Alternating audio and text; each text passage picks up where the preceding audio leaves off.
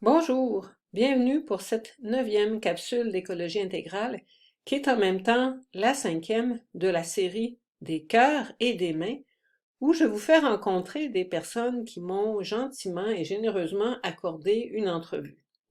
Cette semaine, comme la semaine passée, nous sommes avec Isaac Assoumé Osuoka, qui est le directeur de l'organisme Social Action au Nigeria. L'entrevue que Assoumé m'a accordée était en anglais. Donc, je vais me faire sa porte-parole pour résumer en français ce qu'il m'a dit.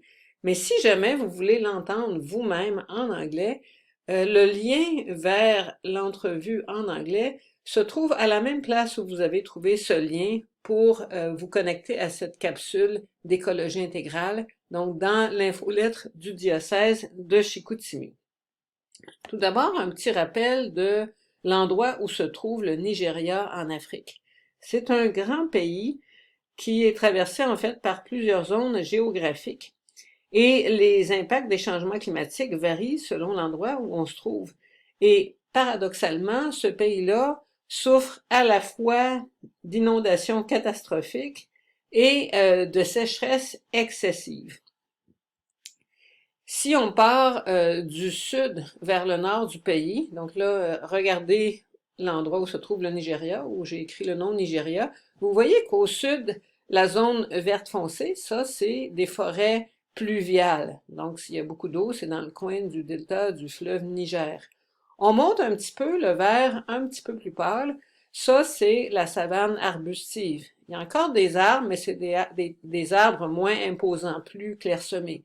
Si on monte encore un petit peu plus dans la zone qui est vert tendre, là, c'est la savane herbacée. Autrement dit, c'est des herbes, il n'y a plus d'arbres.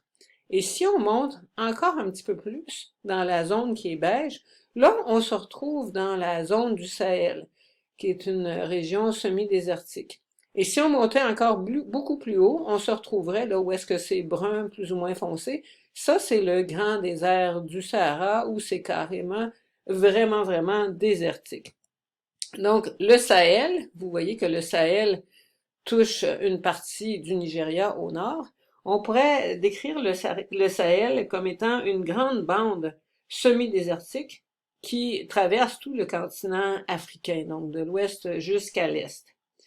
Le désert, on connaît ça, les sécheresses, on connaît ça au Nigeria.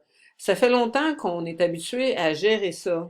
Mais là, il y a un nouveau problème, c'est le fait que la désertification s'accélère. Le désert progresse vers le sud à un rythme qu'on n'avait jamais vu avant.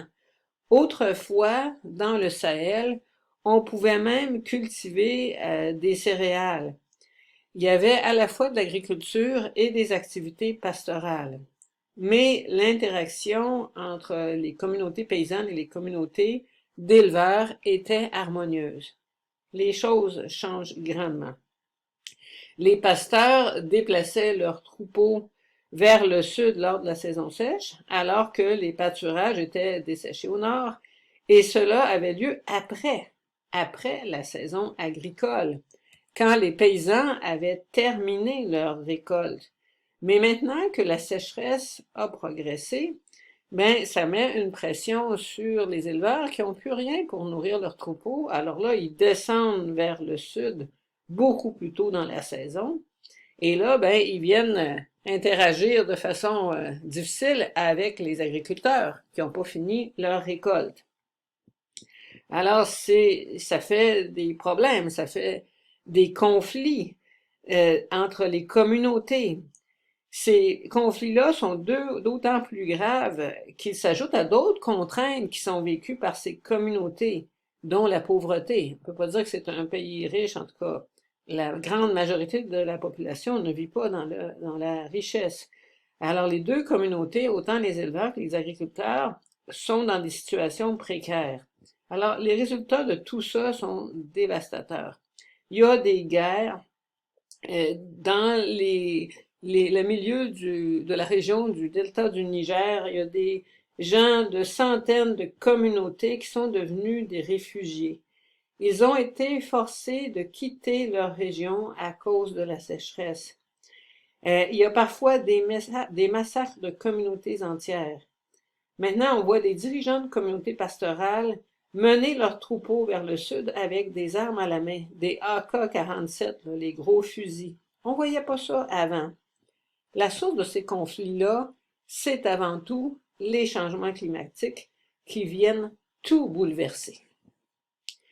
Et là, je fais une petite parenthèse, parce qu'on reviendra à Assumé la semaine prochaine. Je fais une petite parenthèse pour vous parler de la COP 27. L'année passée, on avait parlé de la COP 26. Maintenant, cette année, on est rendu à la COP 27.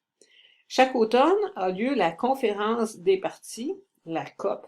C'est la réunion annuelle des États pour fixer les objectifs climatiques mondiaux. Donc, on est rendu à la 27e édition.